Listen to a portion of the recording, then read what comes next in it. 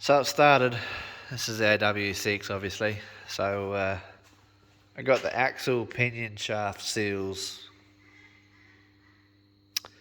Axle? No, it's pinion brake shaft seal for it. So, because it's leaking out of here, running down the side and dripping on the ground. So the idea is I have to get this off, which I've heated, and I can't get. I'm trying to get this one up to get this one out, and I can't get it. I've got to get some hotter gas. I've only got a little blowtorch here, so I've got to go get some MAP gas or boron oxy, because I don't know.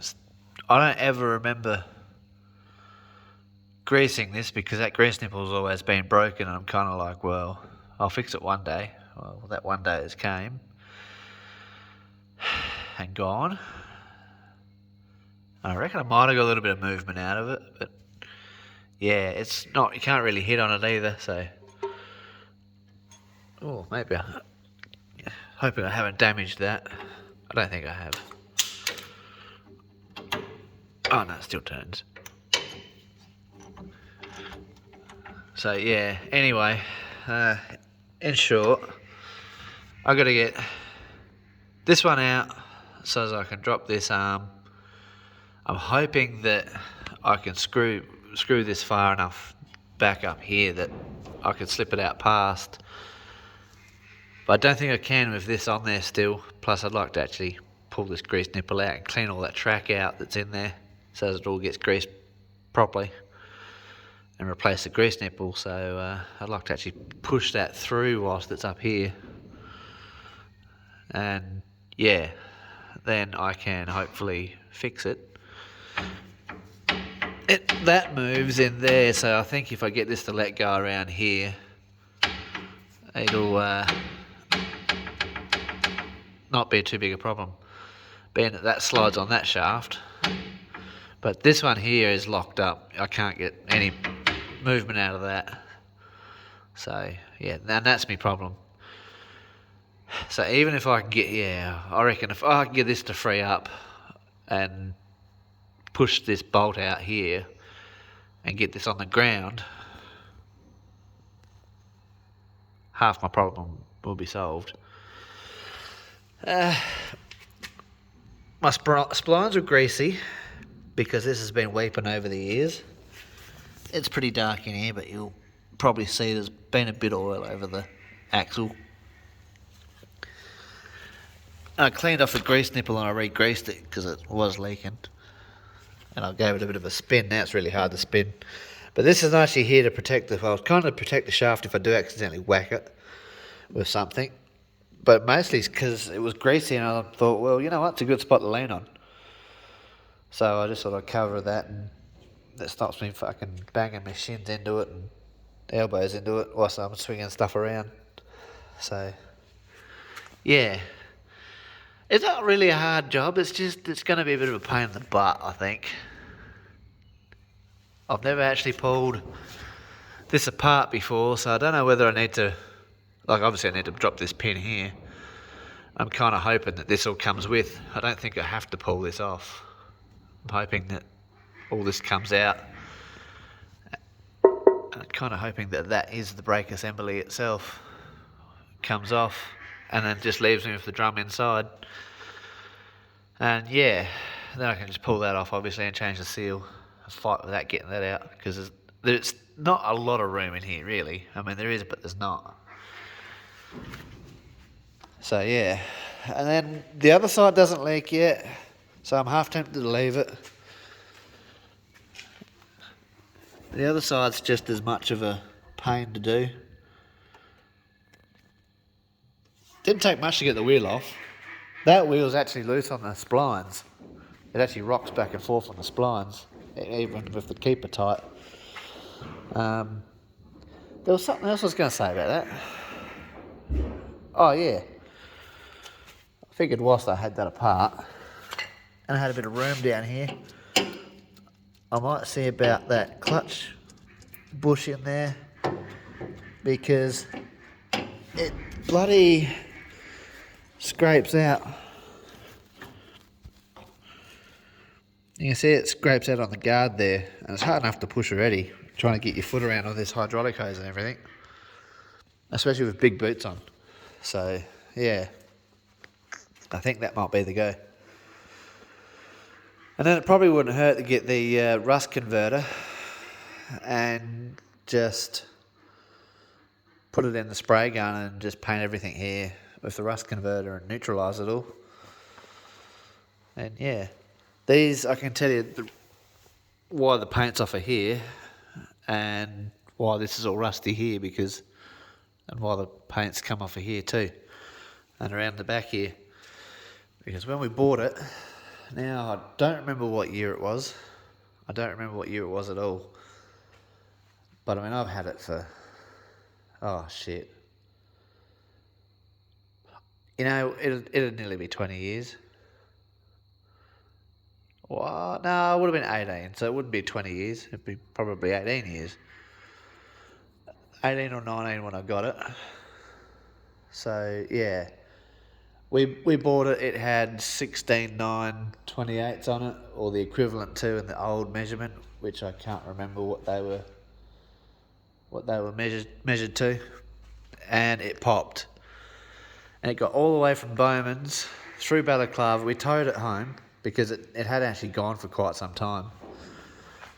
We towed it home with the 886 because pretty basically, regardless of what it is, if it's a stiff bar tow and you tow even like a truck with a tractor, it's covered under your insurance.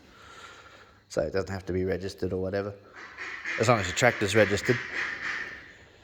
So we, and that was straight from the handbook out of Motor Edge, and asking all the CEOs and shit from Motor Edge, trying to find out, because clearly it's not registered. So yeah, we got all the way to Horbury. Well, it wasn't registered. We got all the way to Horbury, and it's probably another 5k's to the farm from the 80k sign on the outskirts of Horbury, heading towards the farm, and tyre popped. So we're on the side of the road, and old man's like, "What do you want to do?" I'm like, "We'll just drag it home. Who cares? You've got the big tractor hooked in front. We'll just drag it home real slow, and I'll stick out in the dirt so that we're not actually running the rim on the road." Because the rim wasn't actually touching the road. The rim was just, you know, the tyre was bunching up. The tyre was rooted, and it was flapping around and rubbing on everything as it went past. And the guard was sitting there going as it went past. Like the part that blew out was the main part. The rest of it just sort of folded underneath the tyre. Tyre folded underneath the rim. But yeah. So with these 13.6s that are on here, the reason I bought new tyres, this is supposed to be my main tractor, so I figured it was time to actually do some work to it, and rather than just keep using it. It does make the back a little bit lower, but it is what it is. These are far cheaper than buying a set of bloody 16.9s. But I think I may have found where there's a second-hand set. Everyone says on the videos that this one here runs really sweet, and it does actually run pretty good. It is bloody hard to start though, when you crank start it. It's not that the timing's out, but the rotor button's not quite in the right spot. And it's timed fine, but the spark's got to jump fairly well.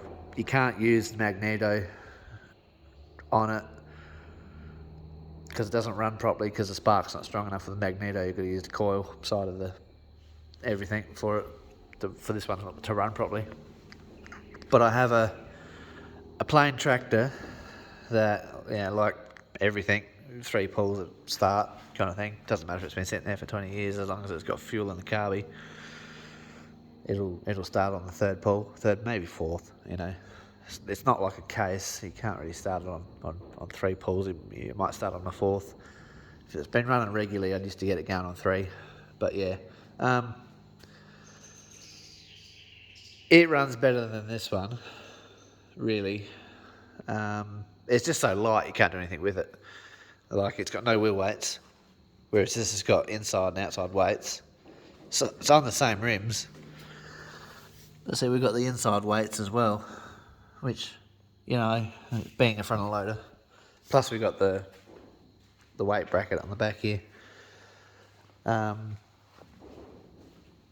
Yeah, so the other one runs pretty nice, but there's also a Fowler crane out the farm. I reckon that if you were to modify the timing just a 15th, it'd run backwards. You can get it to stop and flick the ignition off, and if it bounces off of that compression and bounces back, and then it bounces forward again, it'll actually fire. Like, if you turn it back on, it'll fire back up.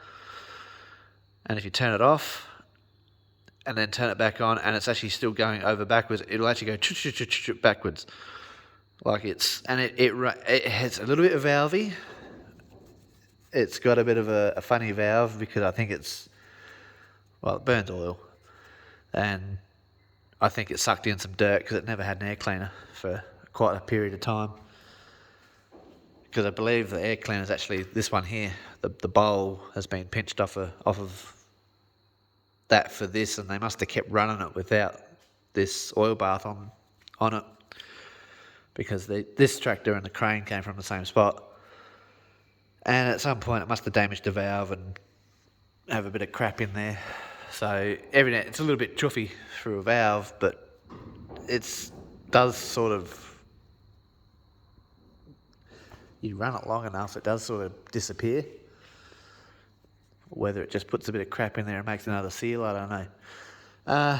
Anyway, but yeah, like, it idles really, really slow, and you can switch the mag off, or even if you've got it running on the coil, you can switch the coil off and flick it back on, and make it pull a bunch of stunts, forward, backwards, but you think it's stopped and you flick it back on and it'll just fire back up, Whereas this one's not quite so nice in that respect. So, yeah, this one's pretty basically nowadays dedicated coil. You can't really run the Maggie side of it. Yeah. But other than that, this one used to get hot. But I mean, the thing, when I say it used to get hot, I did pull the 8-foot bag short disc with it. The radiator was blocked up internally. I have back flushed it a few times and introduced some air into it to try and clean it out, because I don't really want to pull it apart and re-rod it or anything like that. I haven't really worked it hard enough to get it hot since. But if you run it around the yard and using it for loader work, it doesn't really get hot. It just runs at your 80 degrees and it's happy. But yeah, so I'm hoping if we do get to run the hay baler off of it, I'm just dying. I haven't been too well again lately.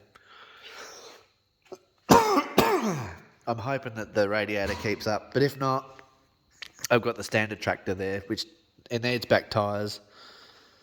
But like I said, I might have found another set for that.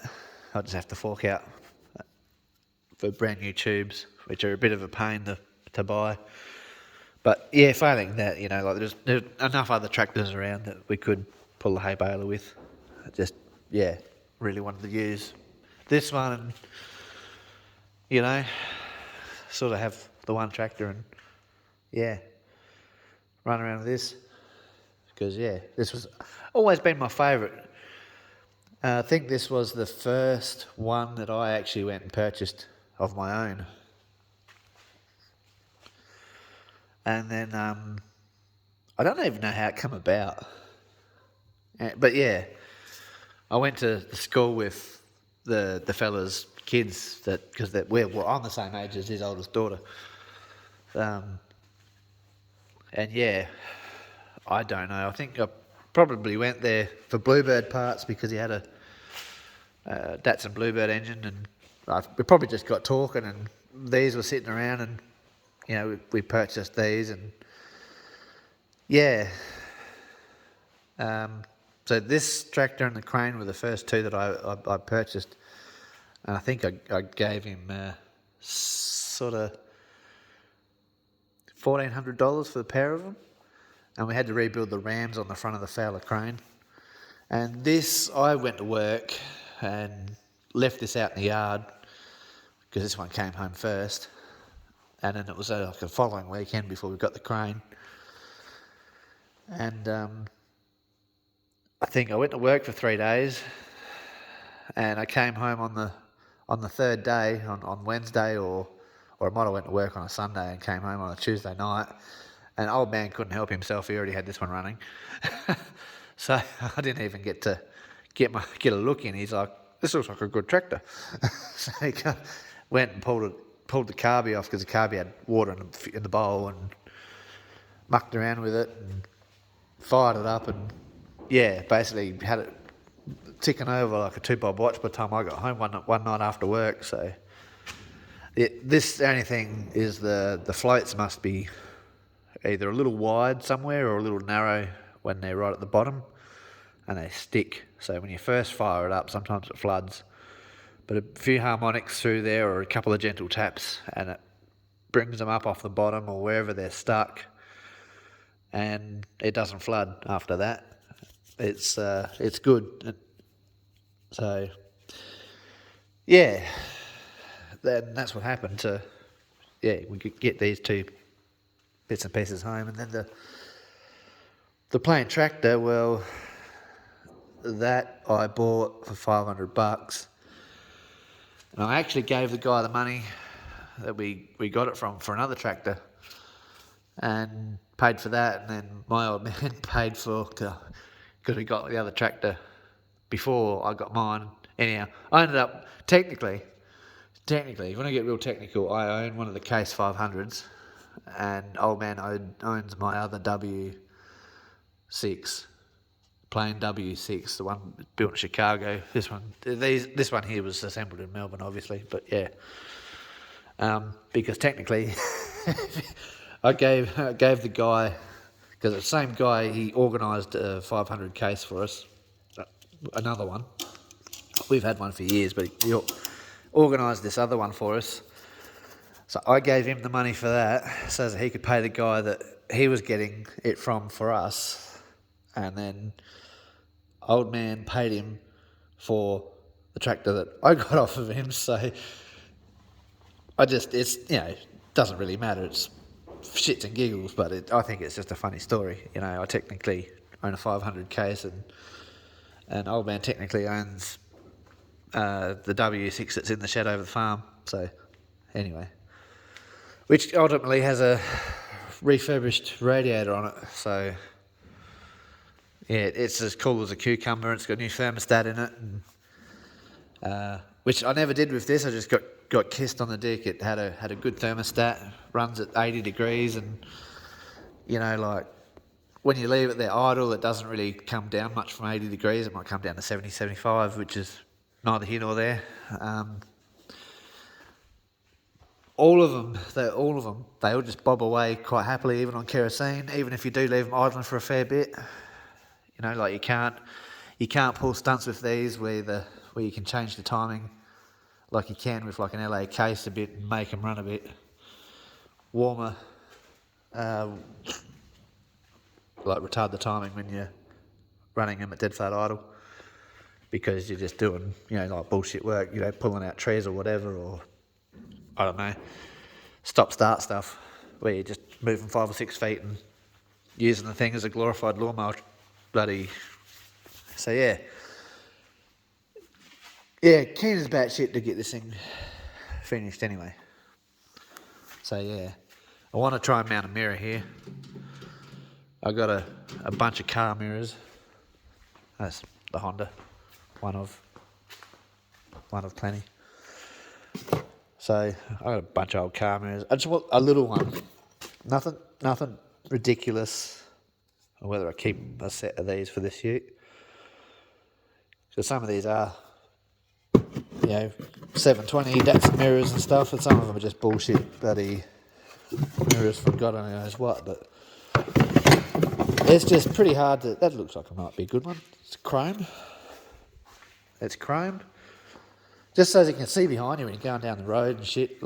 Or, you know, when you've got an implement behind, you can have a bit of a... I reckon that's probably going to be all right there. So you can sort of have a bit of a glance. So you can be looking forward and looking backwards at the same time. If that makes any sense. Anyone that drives a machine will understand that. You know, like a lot of machinery has cameras these days, so I reckon that I won't mount that there.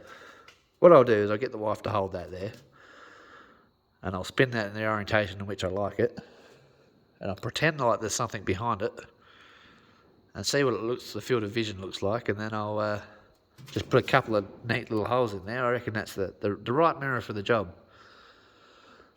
I reckon that's batshit fucking crazy, but yeah. You know, if I had two of those, I'd be half tempted to put one on the other side. Maybe I keep looking. Maybe there will be a pair. Who knows?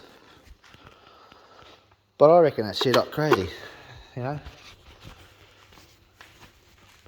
I got heaps of Datsun parts and Fiat parts in here. Nobody wants them. But if I throw them out, somebody will bloody want something, you know?